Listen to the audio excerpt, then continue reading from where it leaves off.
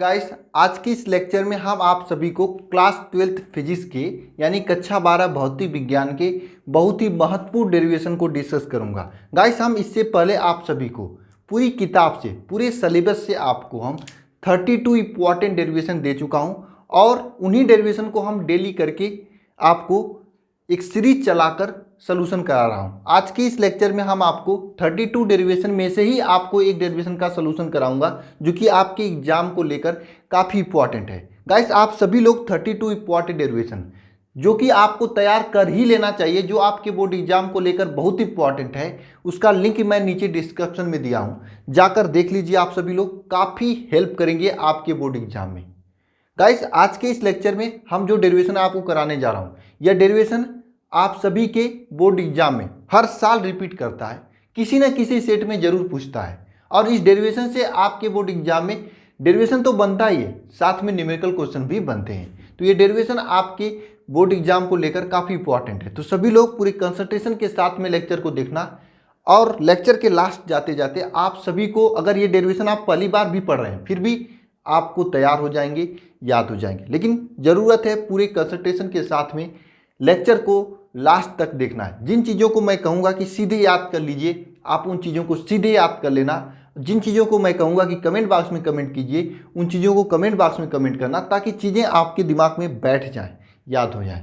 तो गाइस, चलिए आज का ये लेक्चर स्टार्ट करते हैं। स्टार्ट करने से पहले गाइस, आप सभी लोग अगर नए स्टूडेंट हैं तो चले जाना प्लेलिस्ट में, वहाँ पर आपके बोर्ड एग्जाम से रिलेटेड काफ़ी इंपॉर्टेंट वीडियोज लेक्चर्स पड़ी हुए हैं, सभी को देख लेना, आपके एग्जाम में काफ़ी हेल्प करेंगे। साथ में गाइस, आप सभी लोग अगर टेलीग्राम चैनल चलाते हैं तो टेलीग्राम चैनल का लिंक नीचे डिस्क्रिप्शन में दिया गया है, इंस्टाग्राम का भी लिंक नीचे डिस्क्रिप्शन में दिया गया है। आप सभी लोग जाकर वहाँ पर ज्वाइन हो जाइए, अल्फा इंस्टीट्यूट से फॉलो कर लीजिए। और टेलीग्राम पर हम आपको बोर्ड एग्जाम से पहले 500 महत्वपूर्ण क्वेश्चन का एक सीरीज लेकर चल रहे हैं।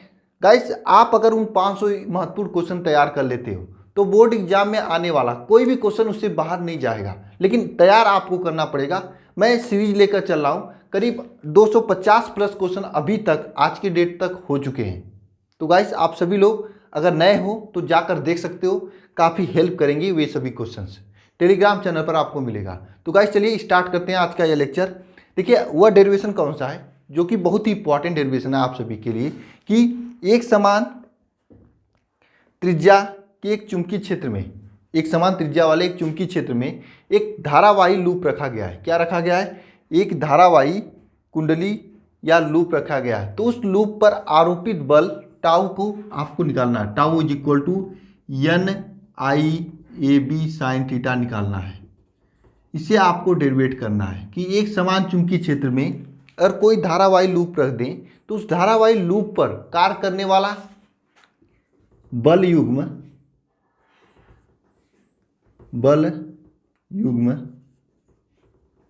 आपको ज्ञात करना है। और इस डेरिवेशन को हम बहुत ही अच्छे से समझेंगे। पहले इसको याद रखने का ट्रिक रख लेते हैं। क्या होता है कि आज आप पढ़ रहे हो, आपको याद रहता है कि NIAB साइन थीटा, आप ऐसे कर लेते हो, लेकिन आज के बाद 6-7 महीने बाद जब आप किसी कॉम्पिटिटिव एग्जाम में बैठते हो तो ये डेरिवेशन दिमाग में याद नहीं रहता है। तो मैं इसका तरीका निकाला हूँ, बहुत ही आसान तरीका है। आपको क्या करता है, अगर कोई नीचे, मान लीजिए आप ये मार्कर है, नीचे गिर गया तो नीचे से उठाएंगे, या कोई अच्छी चीज़ गिर जाए, जैसे चना है नीचे गिर गया, तो नीचे गिरने के बाद आप उसे एक एक दाना उठाएंगे। तो गाँव में सब लोग क्या करते हैं, एक एक दाना बीनते हैं। तो उसी बीना शब्द को लिया हूँ मैं। टाउ इज इक्वल टू क्या होता है, BINA, बीना साइन थीटा। जरा आप लोग बताइए, ये सूत्र याद करने का झंझट तो आपको खत्म हो गया ना, जिंदगी में नहीं भूलेगा यह बीना साइन थीटा। बहुत ही आसान सूत्र हो गया आप सभी के लिए। ऐसे NIAB ऐसे करके आप लोग कंफ्यूज हो रहे थे, तो बीना साइन थीटा इसे याद रखना। लेकिन कहीं बुक में नहीं पाओगे बीना साइन थीटा, बुक में आप सभी जगह एक ही पाओगे, NIAB साइन थीटा। ठीक है, तो आप अगर कहीं पे लिखोगे तो NIAB ही लिखना, लेकिन याद रखना बीना साइन थीटा से। अगर एग्जाम में बिना लिख दिए तो एग्जामिनर को नहीं समझ में आ सकता है। कोई गारंटी नहीं ले रहा हूँ उसका कि नंबर देगा ही आपको, लेकिन हाँ, याद रखने के लिए आप यूज कर सकते हैं। तो गाइस, चलिए इस डेरिवेशन को हम लोग करते हैं। कैसे यह डेरिवेशन होता है, एक एक पॉइंट को मैं लिखूंगा, समझाऊंगा। बस ज़रूरत है आपको पूरे कंसंट्रेशन के साथ में बैठने का। तब तक ये सूत्र आप एक बार 2 बार कमेंट बॉक्स में कमेंट कर दीजिए, बिना साइन थीटा। ठीक है, चलिए इधर आइए ध्यानपूर्वक देखिए हम क्या करते हैं। जो चीज़ें यहाँ पर मैं मानूंगा उन चीज़ों को लिखना भी पड़ेगा एग्जाम में। ठीक है, देखिए मानते हैं कि एक समान चुंबकीय क्षेत्र इस प्रकार से, क्या है, एक समान चुंबकीय क्षेत्र है, एक समान चुंबकीय क्षेत्र बी है, क्या है, बी एक समान चुंबकीय क्षेत्र है। ठीक है, इस एक समान चुंबकीय क्षेत्र में एक आयताकार धारावाही लूप रखा गया है इस तरह से, इस तरह से एक आयताकार धारावाही लूप, एक मिनट अच्छा से नहीं बना, इस तरह से एक आयताकार धारावाही लूप इस तरह से रखा गया है। ठीक है,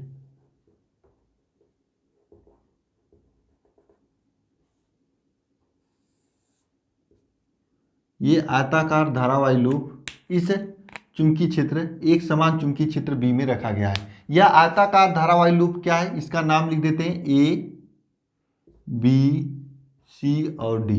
यह ए बी सी डी आपका एक आयताकार धारावाही लूप है जो कि एक समान चुंबकीय क्षेत्र में रखा गया है। तो इसे आप लोग लिखोगे, जो चीज़ें यहाँ पर है उन्हीं चीज़ों को आपको लिखना है, बिना लिखे आपको नंबर नहीं मिलेगा।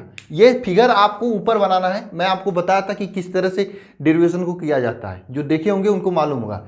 यह फिगर आपको ऊपर बनाना है, कहाँ बनाना, ऊपर बनाना अपनी कॉपी पर। उसके नीचे आपको ये लिखना है जो चीज़ें यहाँ पे बनाए हो, कि माना यहाँ पर क्या लिखोगे कि माना एक आयताकार कुंडली, ऊपर से लिखते हैं, माना एक आयताकार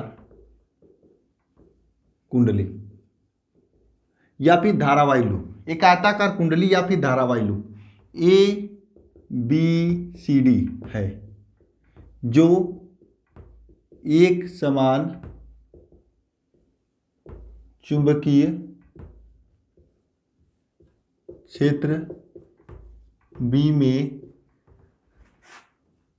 रखा गया है, जो कि एक समान चुंबकीय क्षेत्र बी में रखा गया है। माना एक आयताकार कुंडली ABCD है जो कि एक समान चुंबकीय क्षेत्र बी में रखा गया है। अब हम क्या करते हैं, मान लेते हैं कि इस लंबाई AB है और CD, इसकी लंबाई क्या है, L है। ठीक है, और इसकी लंबाई AD और BC की लंबाई B है। ठीक है, यह हम लोग क्या करते हैं, सपोज करते हैं। तो इस चीज़ को यहाँ पे लिखेंगे, माना AB बराबर DC बराबर L तथा AD बराबर BC बराबर B।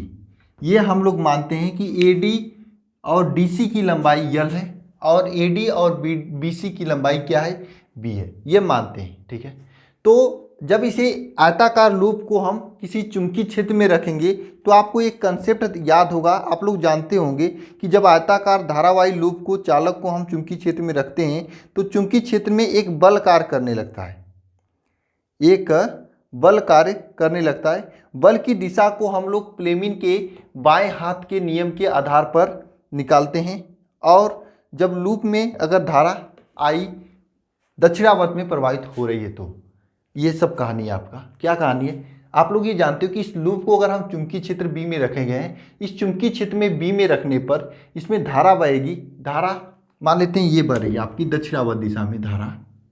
तो इस धारा के कारण या इस चुंबकीय क्षेत्र के कारण इस लूप पर एक बल कार्य करेगा, बल इसके चारों भुजा पर कार्य करेगा, इस पे भी कार्य करेगा, इस पे भी कार्य करेगा, और यहाँ पर भी कार्य करेगा, और यहाँ पर भी कार्य करेगा।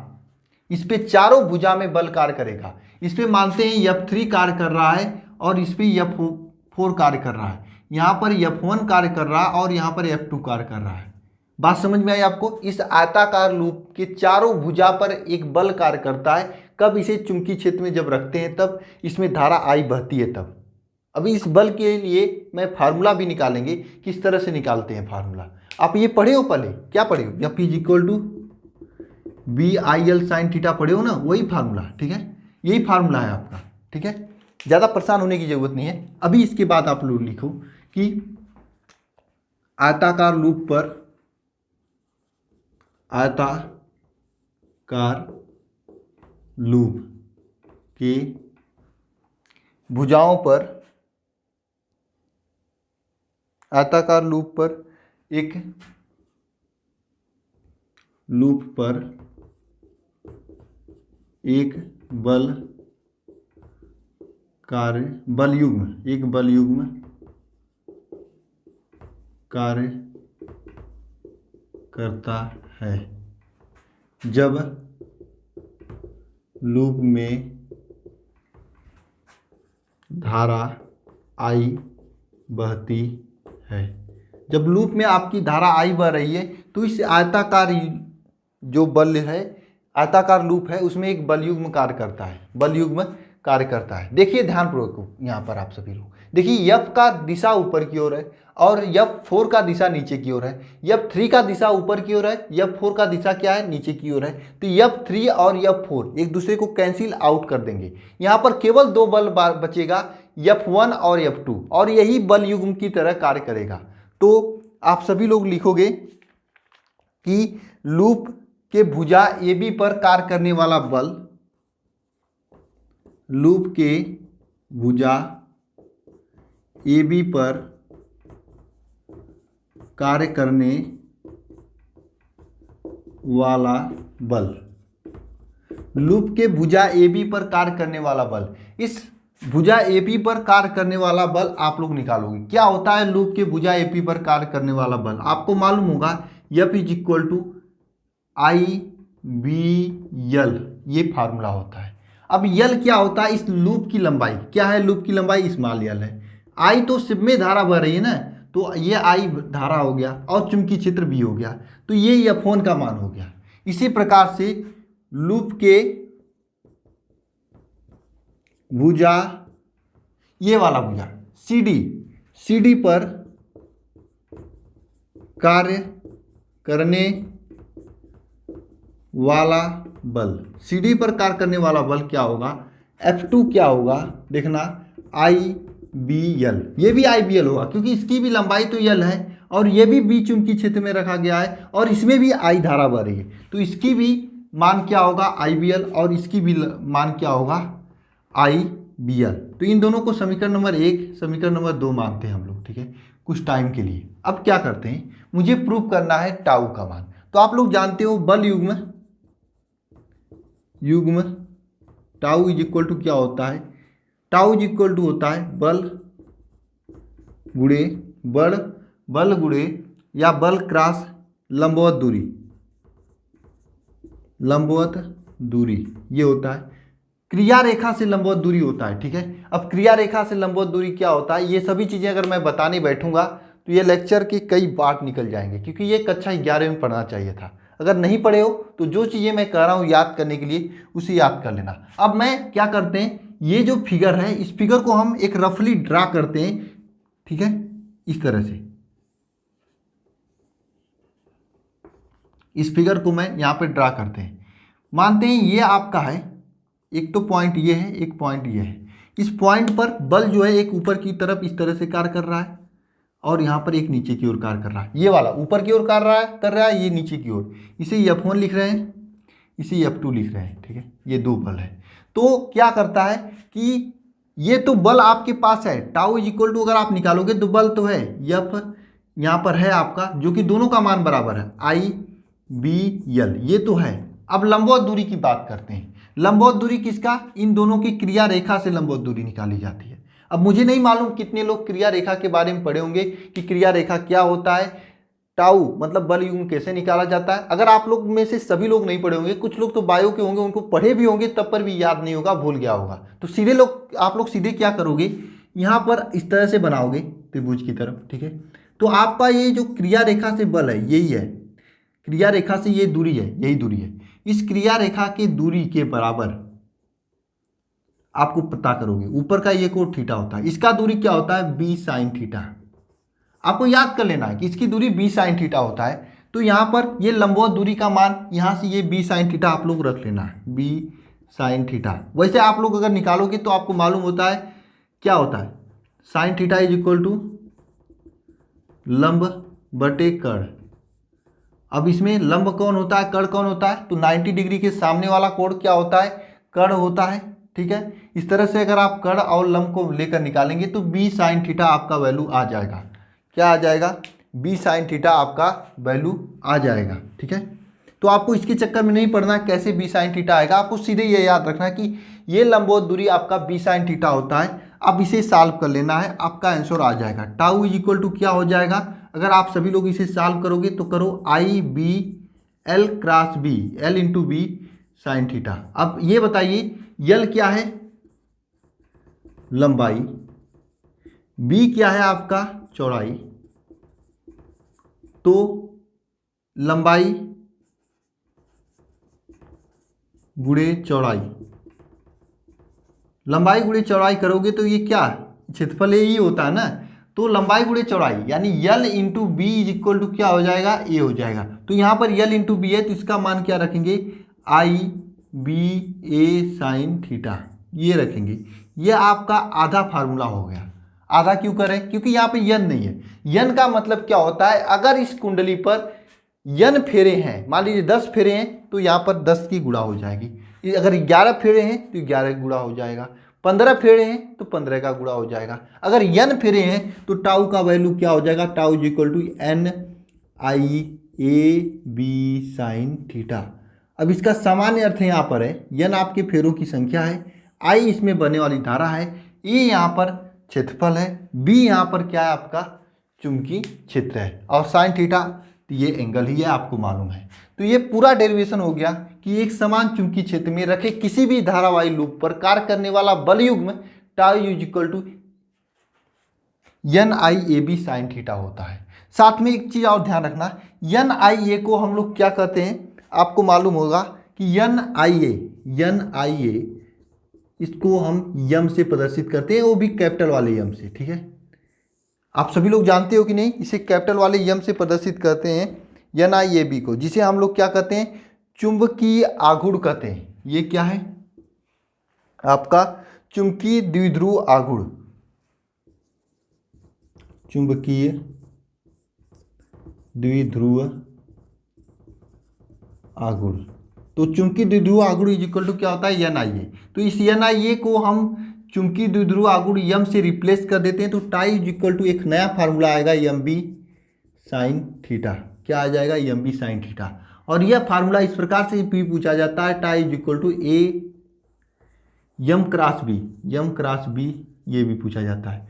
यम क्रॉस बी क्यों लिखेंगे? अगर साइन थीटा होता है तो क्रॉस आता है, अगर कास थीटा होता है तो डाट आता है। तो इसे tau is equal to M cross B भी लिखा जा सकता है। ये पूरा आपका डेरिवेशन है। एग्जाम में कैसे लिखोगे? सबसे पहले आपको ये फिगर बनाना है। यहाँ पर 2 लाइन जो मैं लिखा हूँ कि माना एक आयताकार लूप है जिसकी लंबाई ए बी सी डी है, जिसे मैं चुंबकीय क्षेत्र बी में रखा गया हूँ, जिसकी लंबाई ए बी और सी डी की लंबाई यल है और ए डी और बी सी की लंबाई बी है।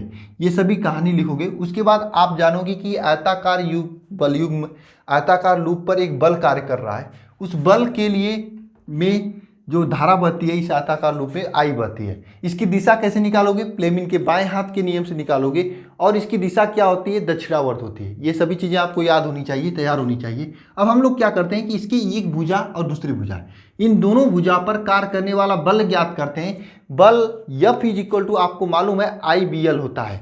तो यहाँ पर आई इसमें बहने वाली धारा, बी मतलब यहाँ पे चुंबकीय क्षेत्र, यल मतलब इसकी लंबाई जो कि हम लोग पहले से माने हैं, ये हो जाएगा। इसी प्रकार से F2 पर कार्य करने वाला बल भी निकालेंगे। F2 is equal to I B L, ठीक है। ये दोनों निकल गया आई बी एल से, ठीक है। अब हम लोग क्या करते हैं? बल युग्म ज्ञात करते हैं। बल युग्म क्या होता है? बल इंटू लंबवत दूरी। बल क्या है यहाँ पर? आपका आई बी एल है, ये तो बल हो गया। लंबवत दूरी क्या है? इन दोनों के बीच की लंबवत दूरी ये बी साइन थीटा है, तो इस बी साइन थीटा को लिखेंगे।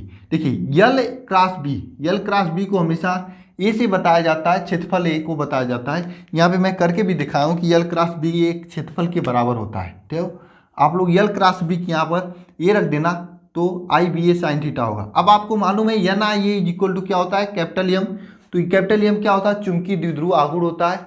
तो कैपिटल एम यहाँ पे रखेंगे तो tau is equal to M B sine theta हो जाएगा। तो बताइए समझ में आया कि नहीं आया? आ गया होगा। 2 बार मैंने इसको दोहराया हूँ और मैं एक एक पॉइंट को यहाँ पर लिखकर मैं समझाया हूँ। निश्चित रूप से जो भी ईमानदारी पूर्वक कंसंट्रेशन के साथ में देखे होंगे उनको ये लेक्चर तैयार हो गया होगा। और समझना 5 नंबर की क्वेश्चन तैयार हो गई है। तो मिलते हैं नेक्स्ट वीडियो में। धन्यवाद आप सभी को।